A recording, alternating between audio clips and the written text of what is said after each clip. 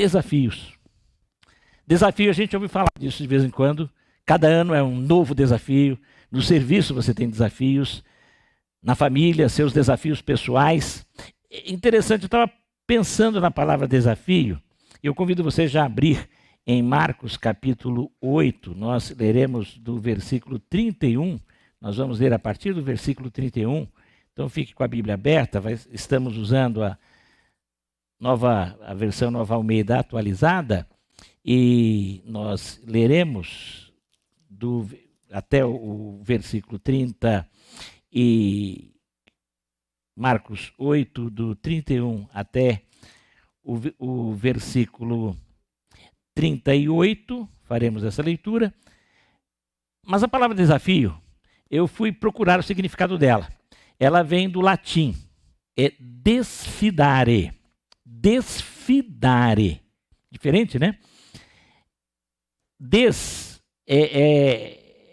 É usado sempre um prefixo que significa afastar ou retirar, desanimar, tirar o ânimo. Quando desistir, deixar de e ficar insistindo. Desafio, desfidare, afastar da fé. É interessante, porque fidare vem de fé, de confiança. O desafio é, na verdade, uma luta para nos afastar daquilo que nós confiamos, daquilo que nós acreditamos. É realmente um embate. No capítulo que nós falamos, a partir do versículo 31, em Marcos 8, nós leremos a palavra de Deus. Você que está em casa, acompanhe conosco também, está aí na sua tela, e você que está aqui. Vamos ler juntos? Todos, aqui em casa também, leia em voz alta, vamos ler. Então, Jesus começou a ensinar-lhes que era necessário que o Filho do Homem sofresse muitas coisas, fosse rejeitado pelos anciãos, pelos principais sacerdotes e pelos escribas, fosse morto e que depois de 3 dias ressuscitasse. E isto ele expunha claramente. Então Pedro, chamando à parte, começou a repreendê-lo. Mas Jesus, voltando-se e vendo seus discípulos, repreendeu Pedro e disse: saia da minha frente, Satanás, porque você não leva em consideração as coisas de Deus, e sim as dos homens.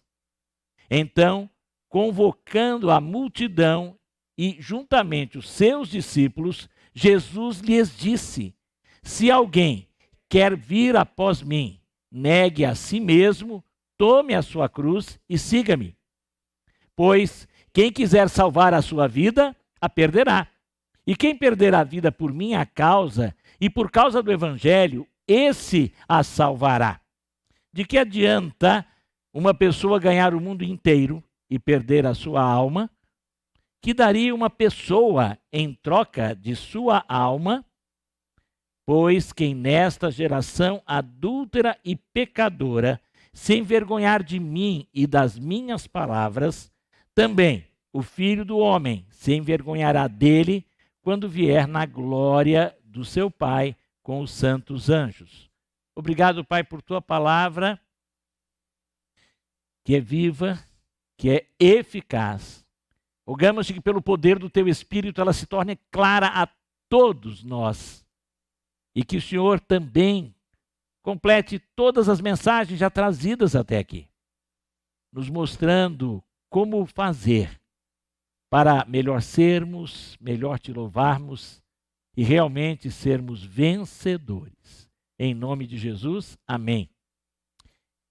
Desafio implica nisso, né? Como vencer? Como vencer o desafio?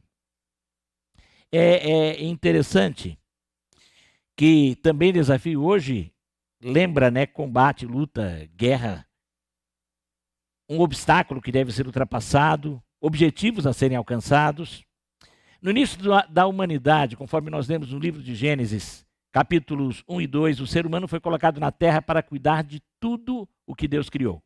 No princípio era um jardim, um paraíso. Só que não sabemos exatamente Porque de tudo o que Deus fez, em algo o homem foi proibido tocar, a árvore do conhecimento do bem e do mal. Permitiu também Deus que naquele lugar estivesse o seu grande inimigo, personificado naquele que foi chamado do mais astuto dos animais, e é a serpente. E este inimigo, através da serpente, faz ao ser humano o primeiro desafio. Desafio mesmo, desfidare, com o propósito de afastar o primeiro casal da fé em Deus. A partir daí, o paraíso tornou-se um campo de batalha. A humanidade teve a sua primeira e impactante derrota, e colhemos os frutos dessa derrota até hoje. Tudo que nós fizemos aqui, o que falamos aqui, todas as lutas, as orações que temos feito, fruto desta derrota, do desafio que foi proposto pelo diabo. O primeiro desafio foi perdido, mas Deus continuou a acreditar no ser humano e no decorrer da história vem resgatando pessoas que agora são desafiadas por Deus a viver no padrão dele num mundo que jaz no maligno. Na plenitude dos tempos, Deus se manifestou em carne na pessoa de Jesus Cristo para a grande ação de resgate sendo oferecido por isso a toda a humanidade. Quem o recebeu foi dado o poder de se tornar filho de Deus. Continuando, no entanto, a viver no campo de batalha deste mundo. O próprio Filho de Deus, o Filho de Deus, o Deus encarnado, viveu nesse campo de batalha, veio a esse campo de batalha, enfrentou os desafios, como nós temos visto aqui, veremos um pouco mais. O seu príncipe, o príncipe deste mundo, é Satanás, que também é diabo, caluniador, o pai da mentira, o enganador, e a palavra Satanás significa inimigo. O grande desafio cristão é apenas vencer o diabo. Foi ele que iniciou o desafio. Só que ele tem duas grandes colaborações hoje, o texto aqui nos diz. Ele mesmo usando pessoas do mundo mal e o pior de todos, nós mesmos.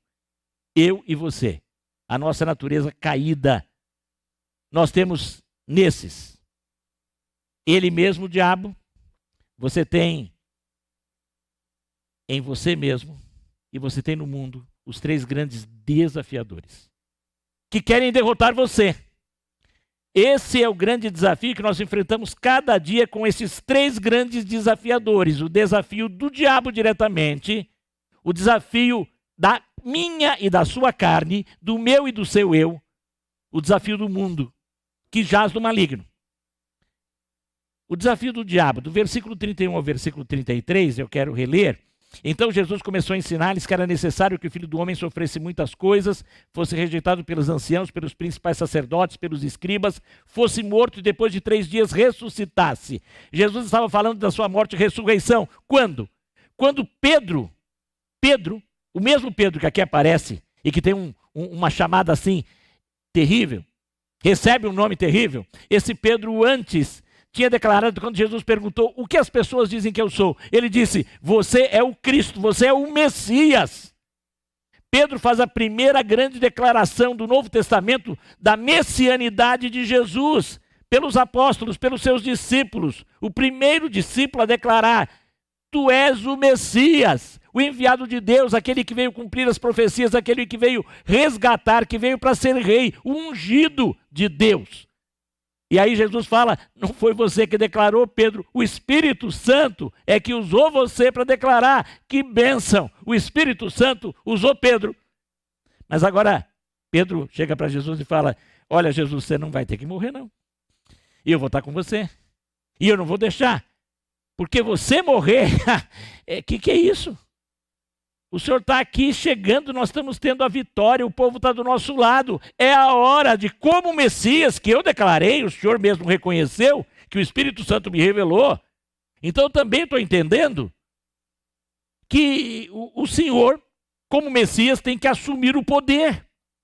A ideia do Messias na cabeça do povo era alguém vitorioso que veio para reinar e fazer com que eles tivessem reis também. A ideia que a maioria das pessoas ainda tem hoje. Jesus é isso. Ele é filho do rei e ele me chamou para que eu também seja filho do rei e sente no trono. Eu vi um livrinho que falava, eu sou filho do rei e mereço o trono. E eu achei interessante que a capa desse livrinho já me deixou assim, preocupado, porque mostrava um camarada deitado no trono com uma coroa na cabeça. Que propaganda enganosa, que mentira. Que mentira. Que mentira. É contada até hoje em muitos púlpitos, na televisão, no rádio. Que mentira. Satanás falando.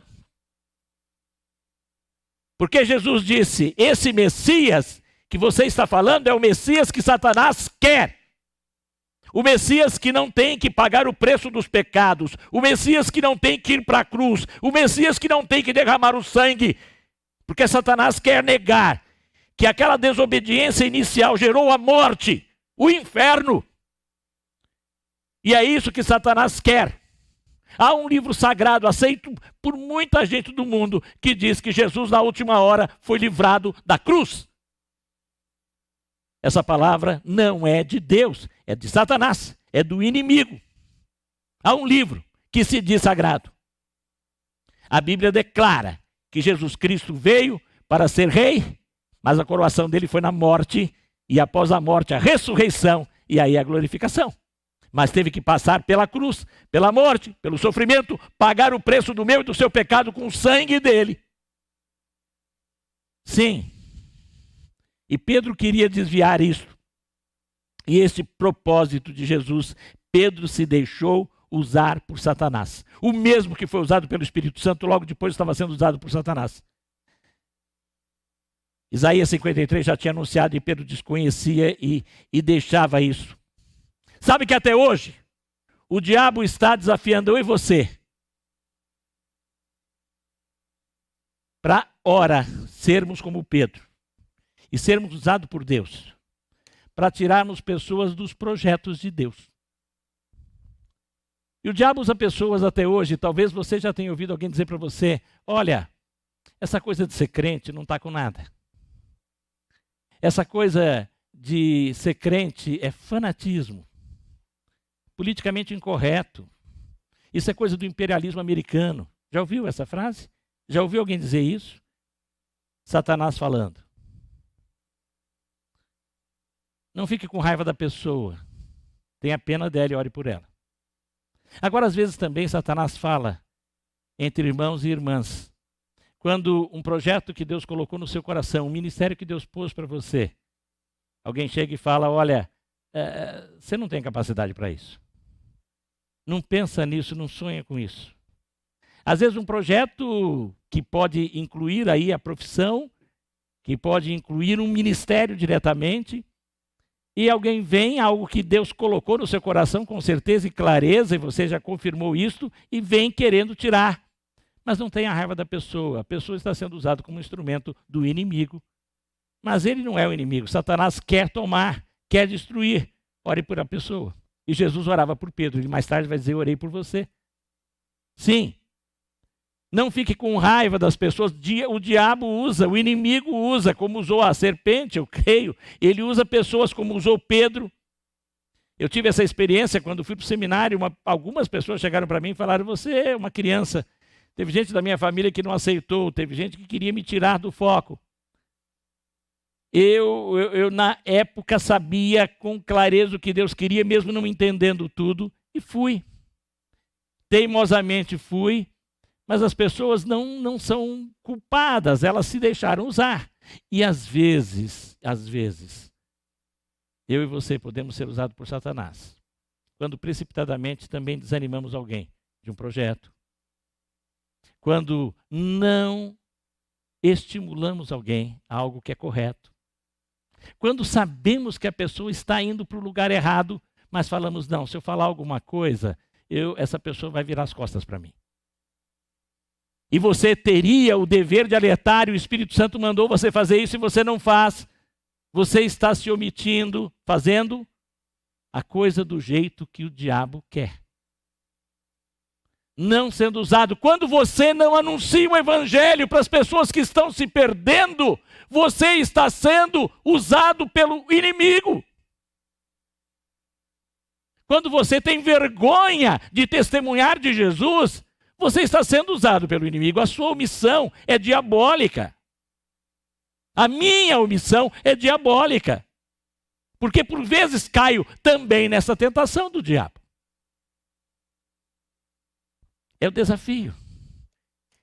Esse desafio quer desviar da fé, do propósito correto, da coisa correta, que às vezes alguém é usado por Satanás para mim, alguém está sendo usado por Satanás para você, e às vezes você é usado por Satanás na vida de alguém. Quando não fala a coisa certa, quando fala precipitadamente, ou quando não fala e se omite. O seu silêncio é satânico muitas vezes. A sua omissão é satânica muitas vezes. O não falar do inferno para quem está indo para o inferno é satânico. Sim. Este é um desafio de Satanás. Levar você a se afastar do propósito de Deus, ou você ser usado para afastar outros do propósito de Deus, ou para não alertar pessoas que estão indo para caminhos errados. O outro desafio que nós temos, esse desafio que Jesus Cristo vai dizer aqui no versículo 34, em Marcos mesmo, 9, então convocando a multidão e juntamente os seus discípulos, Jesus disse: se alguém quer vir após mim, negue a si mesmo. O homem tinha um reino e ele achava derrotado todos os inimigos, mandou matar, caçar e expulsar do reino. Mas ele ainda ficava e às vezes ele acordava com a sensação de que havia um inimigo, o pior de todos, que ele não conseguia descobrir quem era. E um dia alguém o aconselhou: vai ao sábio lá da montanha, e ele subiu a montanha. Essa história talvez você já ouviu, mas eu acho interessante sempre relembrá-la. E quando ele sobe a montanha, ele chega lá com o seu séquito, o sábio está lá dentro, aí alguém que era auxiliar do sábio falou: o senhor entra sozinho. Ele entrou meio escuro e falou: eu estou procurando o meu maior inimigo, e disseram que o senhor sabe, e o senhor pode me dizer, e o senhor tem que me dizer. O homem falou: eu não vou dizer, eu vou mostrar. Como? Pegou uma caixinha. Lá dentro, mandou o rapaz trazer a caixinha, o auxiliar dele trouxe a caixinha. Ele limpou a caixinha e falou: está aqui. O seu inimigo você vai ver aqui. Não, não, desça. Lá embaixo, a luz, quando tiver dia bem claro, você abre a caixinha para ver o seu inimigo. Ele lá, todo ansioso, chegou lá embaixo, pediu que todos se afastassem sozinho, ele foi para um canto bem iluminado, o sol batendo, e quando ele abre, quase que ele fere os olhos, e quando ele vê bem, dentro da caixinha tinha um espelho. E ele se viu ali. Ele era o pior inimigo dele. E sabe que isso é uma verdade? O seu pior inimigo chama-se você. O meu pior inimigo chama-se Neto. Pastor Neto, pior de tudo. Eu sou o meu pior inimigo. E você é o pior inimigo seu. E você é o maior desafiador de você mesmo. A sua carne, a sua natureza decaída é o que propõe os grandes desafios. O desafio do egoísmo, do egocentrismo, do querer que os seus planos sejam feitos, os seus desejos realizados. Sim. Esse eu que luta e quer me desviar do propósito de Deus para a minha vida, que é o propósito do amor, que é o propósito do perdão, que é o propósito da contribuição, que é o propósito da compaixão. O meu eu quer me desviar desses propósitos porque dá trabalho, porque vai me custar, porque vai doer. Perdoar dói, ajudar dói, ajudar dá trabalho. Sim. E por isto, o grande desafiador, seu e meu, chama-se eu mesmo, você mesmo. O inimigo a ser vencido, e Jesus disse: negue-se a si mesmo. Tome a sua cruz e siga-me. E aí ele continua, porque agora vem o terceiro desafiador e os desafios que nós temos. E Jesus continua falando, e a partir do versículo 35, pois quem quiser salvar a sua vida perderá, quem perder a vida por minha causa e por causa do evangelho essa salvará. E de que adianta uma pessoa ganhar o mundo inteiro e perder a sua alma?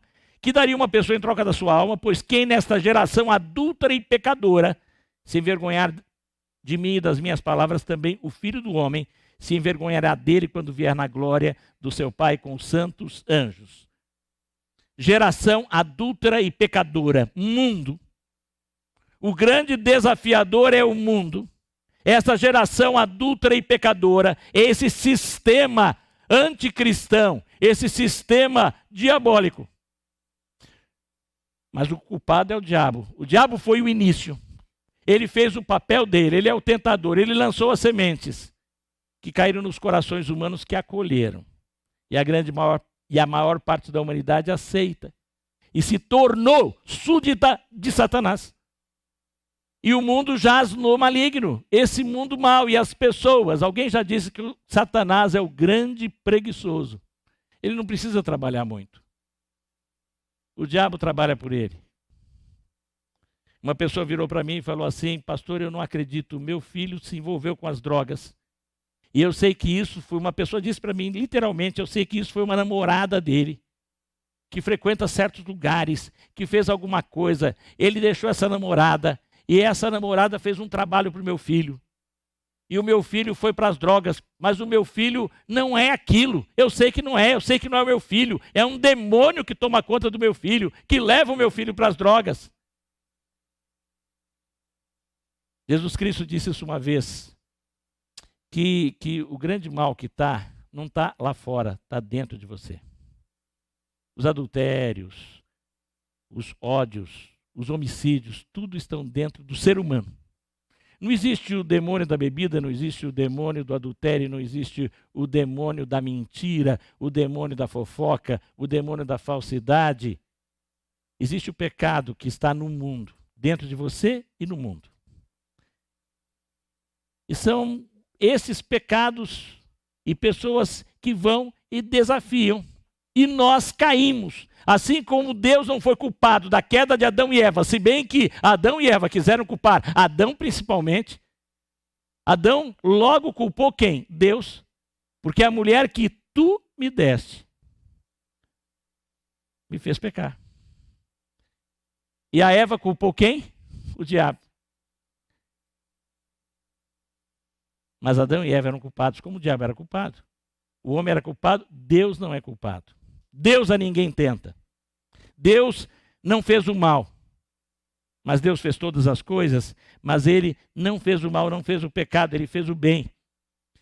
O pecado é a ausência de Deus, o afastamento de Deus, porque Deus deu liberdade. Não entendemos como, mas deu. Não entendemos por quê, mas deu. E as escolhas até hoje são feitas, escolhas que o mundo faz e que nós, às vezes, vamos atrás das escolhas do mundo, aceitando os desafios do mundo, aceitando as tentações, porque no sentido em que nós temos desafio, podemos também chamar isso de tentação. Sim, que querem derrubar, e o mundo apresenta. E nós temos aí os desafios que o mundo nos traz. Um que é muito comum, que nós caímos com facilidade, e ele nos traz tantas dores de cabeça que nos levam a vir buscando e fazendo campanhas de oração, que é o desafio do consumismo. Do querer ter por ter. Da busca do ter por ter. Do não planejar.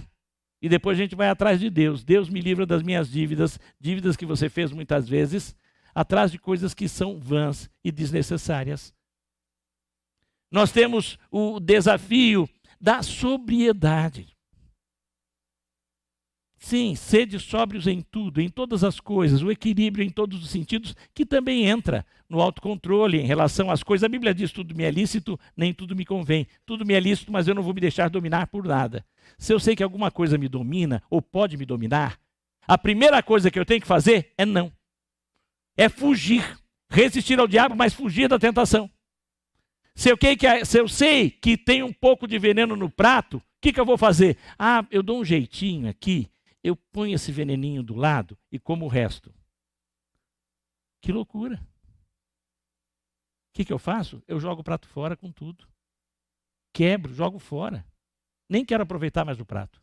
Se eu sei que alguma coisa pode me levar a ser dependente daquilo, eu tenho que me afastar.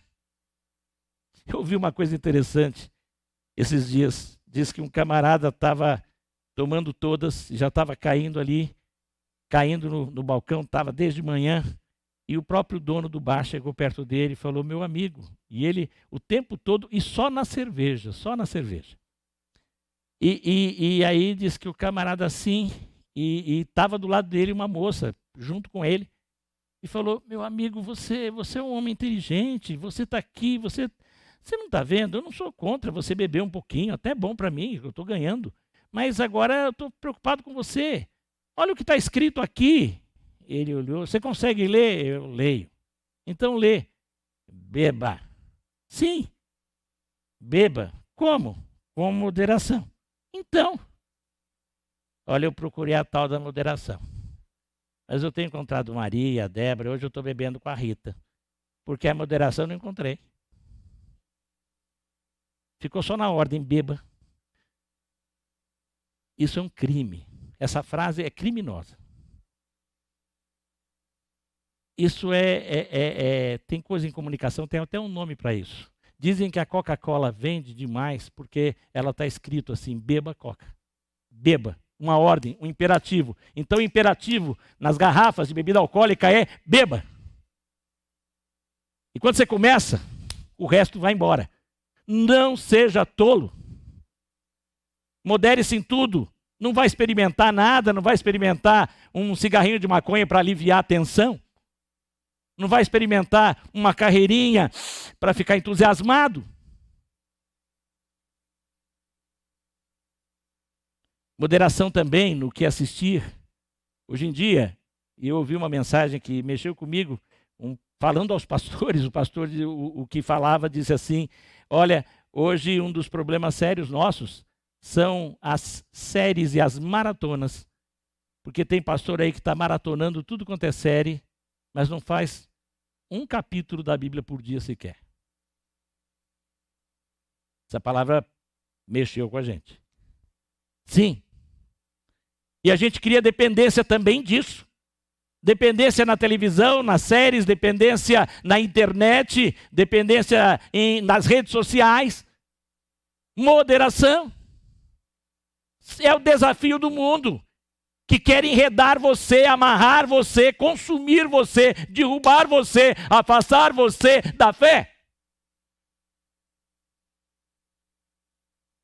A sexualidade.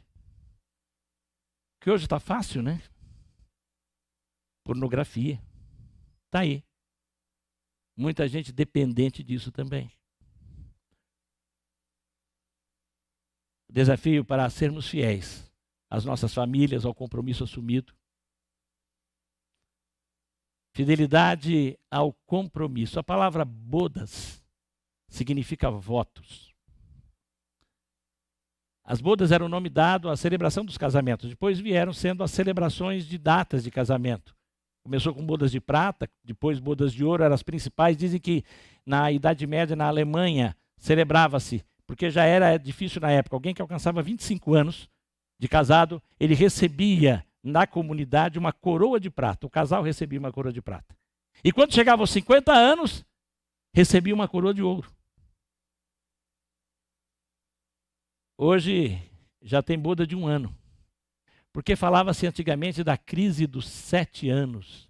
Depois virou a crise dos 7 meses, hoje é a crise dos 7 dias de casamento. Voltou da lua de mel, já está indo para o cartório separar. Separação, porque hoje é o divórcio express. Dessa maneira. Já completaram um mês? Glória a Deus. Tem bodas de 1 mês também. 3 meses, aleluia, glória a Deus. Hoje temos que celebrar isso, né? 1 ano já se celebra, bodas de papel. 1 ano.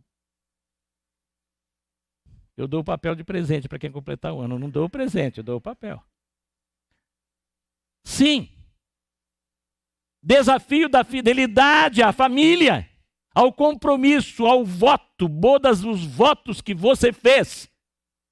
E como crentes em especial, porque hoje temos que lembrar os crentes, a nós mesmos. E em geral fazemos os votos na presença do povo de Deus, da família e de Deus no culto ao Senhor. desfidarem, desafio, tirar você do propósito, da sua fé no lar, na família, que é propósito de Deus para mim e para você. Como vencer os desafios? Em primeiro lugar, eu tenho que ter consciência dele. Eu estou no campo de batalha. Eu não estou num piquenique. O piquenique era no paraíso, era no Éden. Virou um campo de batalha. Acabou. Porque o homem deixou acabar. Eu e você. E agora eu tenho que ter consciência que cada dia é um dia de desafios. E esses 3 desafios que eu enfrento todos os dias, do diabo, do meu eu contra a minha carne e o desafio do mundo. Todos os dias. Agora, como vencer? Lucas 9:23, repetindo o que está aqui em Marcos, mas em Lucas 9:23 acrescenta uma palavra que eu acho muito interessante. Diz assim: se alguém quer vir após mim, negue-se a si mesmo, dia a dia, cada dia, tome a sua cruz e siga-me. Cada dia, porque o desafio é diário. E cada dia eu tenho que resistir ao diabo, à minha própria carne, ao meu eu e ao mundo. Cada dia eu tenho que ouvir ao Senhor e sair para a batalha crendo que Ele está comigo. Ele diz: no mundo tereis tribulações, no mundo tereis aflições, no mundo tereis tentações, no mundo tereis lutas, no mundo tereis desafios. Mas tenham bom ânimo, eu venci o mundo, você está com Ele, você está com o vencedor. Agora, Ele, para ser glorificado, passou pela cruz. E Ele diz que para você vencer o desafio, você também tem que tomar cada dia a sua cruz. E nós já temos falado sobre isso. O que é cruz? A cruz não é o espinho. Tinha um irmão muito querido. E ele era fiel ao Senhor. Mais de 50 anos de vida cristã. A sua esposa não se converteu. Mas ele era um homem que todos diziam que tinha um testemunho tremendo. Ela, eu creio que era muito teimosa, mas eu creio que no fundo a Dona Rosa era convertida. E um dia eu perguntei para ele: e como é que está a Dona Rosa, que eu creio que é minha irmã? Ele falou: a Rosa é perfumada. Ele tinha 85 anos, o irmão Crispim, lá de Jundiaí, da Igreja Batista Boas Novas de Jundiaí. A Rosa é linda, mas Rosa tem espinhos. Espinho. Às vezes a gente acha que a esposa é a nossa cruz, que o esposo é a cruz, que o filho é a cruz, que o pai é a cruz, que o meu patrão é a minha cruz. Não, podem ser espinhos. Mas a cruz é o compromisso que eu e você temos de cada dia morrermos para o mundo e vivermos para Jesus. Porque quando você aceitou Jesus, você pôs a mão na cruz. Quando o prisioneiro, condenado, e antes de Cristo há um texto escrito por um autor romano, que ele fala que o desfile, ele escreve um texto em que ele fala do desfile do condenado com a cruz. Mas ele fala do patibulum, porque ninguém aguentaria levar uma cruz inteira, como a gente vê nos filmes de Jesus, na sexta-feira chamada Santa. Não, ninguém aguentaria, porque o principal, aquela estaca principal, que não era o stauros, é uma outra palavra, aquela principal pesaria quase 70 quilos, que a madeira tinha que ser forte.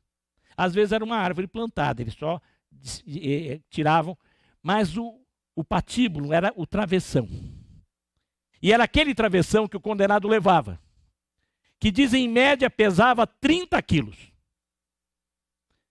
Depois da pessoa apanhar, como Jesus apanhou, sofrer o que sofreu, uma noite sem dormir, pegar aquilo e carregar, tinha que ter alguém que ajudasse, como nós vimos que uma hora ele caiu sob o peso.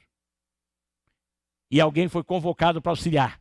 Dessa vez, eu e você somos desafiados, é isso que Jesus desafiou os seus discípulos. E eles entenderam muito bem. Hoje, cruz é um símbolo até ornamental. É bonito, identifica o cristianismo. Mas no início, cruz lembrava os discípulos o sofrimento e a dor. Mas também, depois, mais tarde, os discípulos e os apóstolos entenderam e diz: não me glorio em outra coisa a não ser na cruz de Cristo. E o apóstolo Paulo diz: estou crucificado com Cristo. Gálatas 2:20. E vivo não mais eu, mas Cristo vive em mim. Cada dia mais. Tome a sua cruz, você vai vencer os desafios com Jesus. E você não carrega a cruz sozinho, assim como ele foi ajudado, ele agora é quem nos auxilia. E não há ninguém mais poderoso para ajudar eu e você a levarmos a nossa cruz, o nosso compromisso de morte para o mundo, de vida para Deus. Cada dia, dia a dia. Quando você acorda, você tem que falar: Senhor, eu tomo a cruz. E eu quero, nesse dia, viver menos para mim, menos para o mundo, não para o diabo, para o Senhor. Eu quero morrer um pouco mais, para viver mais para ti. É claro que ninguém entendeu a cruz de Cristo. Os discípulos não entenderam, nós vimos aqui no início do texto. No entanto, com certeza, à medida que Jesus andava e quando ele foi levantado, erguido, ele tem um momento de dor terrível, depois ele fala: está consumado, está liquidado, a fatura foi paga, na tua mão entrego o meu espírito. 3 dias depois ele ressuscita e é a glória. Sim, à medida que morremos para o mundo, cada vez mais vamos vivendo para Cristo e Cristo vivendo em nós, e isso vai nos dar alegria. Cada dia pecando menos, não sem pecado, mas pecando menos. Cada dia vencendo os desafios e as tentações. E o Senhor permite, porque Ele sabe que cada um de nós tem a luta que consegue suportar e a dor que precisa para caminhar e crescer. Somos movidos à dor, alguém já disse uma vez. É a dor que move, é a dificuldade que nos empurra. Quando está tudo bem, a gente se acomoda. As grandes civilizações são aquelas que se floresceram em lugares adversos. Dizem que um dos problemas para a civilização, isso diziam os antigos, hoje em dia alguém questiona muito isso, nem posso falar, sociólogos me apedrejam, mas uma das coisas do povo aqui das Américas é porque tudo tem com fartura e a gente se acomoda. As civilizações crescem no meio do deserto, crescem no meio do frio, na neve, nas dificuldades todas. Grandes civilizações cresceram, até mesmo nas Américas, os Incas e os Maias, em regiões inóspitas. E desta maneira, nós sabemos que as dores e dificuldades nos movimentam. E Tiago, capítulo 1, quando ele fala das tentações, é interessante, porque é até estranho a expressão que ele usa. Vocês têm que ter motivo de grande alegria. No capítulo 1 de Tiago, começa assim, ele vai dizendo um pouquinho à frente, falando logo no versículo 2, meus irmãos têm motivo, e por motivo grande alegria, o fato de passarem por várias provações, e há uma tradução que diz por várias tentações, porque a palavra é a mesma. Sabendo que a provação da fé que vocês têm produz perseverança. Ora, a perseverança deve ter ação completa, para que vocês sejam perfeitos e íntegros, sem que lhes falte nada. Ação completa. Deus vai dar a provação necessária para você ter perseverança completa, plena, crescimento, fortalecimento. Não devemos ter medo das tentações, devemos ter medo dos tentadores. Não devemos ter medo dos desafios, mas desses 3 grandes desafiadores. Não medo, mas realmente um respeito e evitar ficar perto. Menos lugar para o diabo, lugar nenhum na verdade, menos lugar para o meu eu, menos lugar para o mundo. No centro tem que estar a cruz. Uma cruz que tem que ser mostrada ao diabo.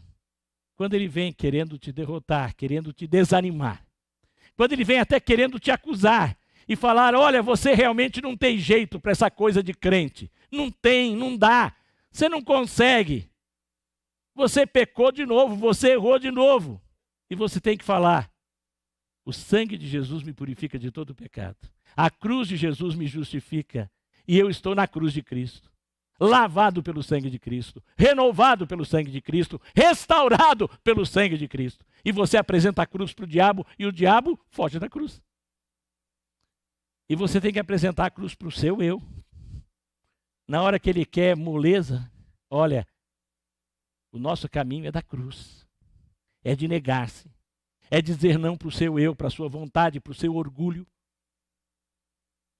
E dizer sim para a humilhação e humildade que Deus quer que você tenha. Para o perdão, para a misericórdia, para a graça, para a compaixão, que você é alvo da parte de Deus e você tem. E tudo isso a cruz oferece, e tudo isso você tem que mostrar ao seu eu, essa cruz. E para o mundo, não é afugentar o mundo. Você tem que levar o mundo a ouvir a mensagem da cruz. E você tem que levar o mundo a se dobrar aos pés da cruz. Você tem que, ao invés de deixar o mundo te atacar, avance. Quando a Bíblia diz, as portas do inferno não prevalecerão contra a igreja, eu já vi muita gente, muita igreja até entender que as portas do inferno significam o quê? Que a igreja fica aqui fechadinha, quietinha, e as portas do inferno vêm bater na porta da igreja. Ué, que coisa estranha. Porta não anda. Porta do inferno não vai prevalecer, por quê? Porque a igreja tem que arrebentar as portas do inferno. Pôr a mão e saquear os infernos. É nesse sentido. E nós temos o Espírito Santo de Deus para isso. E com a cruz nós arrebentaremos como um ariete as portas e os portões do inferno. E vamos avançar. E quando avançamos, o diabo e o mundo vai se afugentar. O irmãozinho disse uma vez para mim, pastor, eu tenho medo de ir para determinado lugar porque as tentações tomam conta de mim. O que eu faço? Eu falei, leve folhetos, irmão, e quando alguém chegar perto de você, anuncie Jesus. E antes de qualquer coisa, fale de Cristo. Encontrei ele um tempo depois, ele falou, pastor, obrigado, a dica valeu, aleluia. Eu falei, irmão, como? Quando eu cheguei e eu fui para o hotel, porque eu tinha que fazer umas coisas na cidade, e quando entrou uma pessoa no hotel, a primeira coisa que eu fiz foi falar de Jesus. E a pessoa falou, que bênção, eu precisava disso, eu estava afastado. E ele falou que terminou aquela noite antes de dormir, porque era um quarto, tipo uma pensão que ele dividiu com a outra pessoa. Ele falou, nós nos ajoelhamos na beira da cama e oramos. No outro dia ele saiu comigo. Eu passei por lugares que me eram tentadores, pastor, mas eu passei do lado daquele homem falando das coisas de Deus. E cheguei para uma pessoa que no passado tinha me convidado para ir para um bar.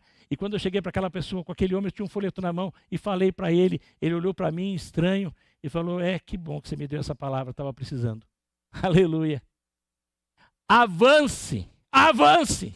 Fale de Jesus, você vai afastar o mundo. E você vai arrebentar as portas do inferno e trazer pessoas para o céu. Sim, os 3 grandes desafios. Quais são? O diabo, vamos dizer? O diabo, eu, o mundo. Como eu venço? Com a cruz. Apresentando a cruz para o diabo. Mostrando que Jesus já me justificou. Eu sou vencedor com ele. E o diabo foge da cruz. Me dobrando aos pés da cruz. E levando a mensagem da cruz ao mundo para que o mundo se dobre a ela. Vamos fechar os nossos olhos. Eu não sei que lutas você tem atravessado, quais os desafios nessas áreas que eu citei você tem passado. O que você passou nessa semana e talvez você se sentiu derrotado. Mas agora é hora de você confessar o seu pecado.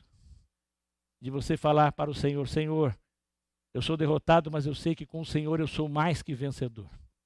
Eu sei que apesar do diabo querer me derrubar, o Senhor me restaura. Confesse ao Senhor e creia no perdão do Senhor. Não importa o que você fez. Não importa o que você queria fazer, coloque isso para Deus agora. Senhor, me dê forças para não fazer. Eu quero vencer pela cruz de Jesus. E peça também ao Senhor perdão por pessoas a quem você deixou de falar de Cristo nesta semana. E peça que o Senhor lhe dê oportunidade para começar a anunciar a mensagem da cruz no mundo e ao mundo. Confesse o pecado. Creia no perdão. Louve a Deus pela restauração.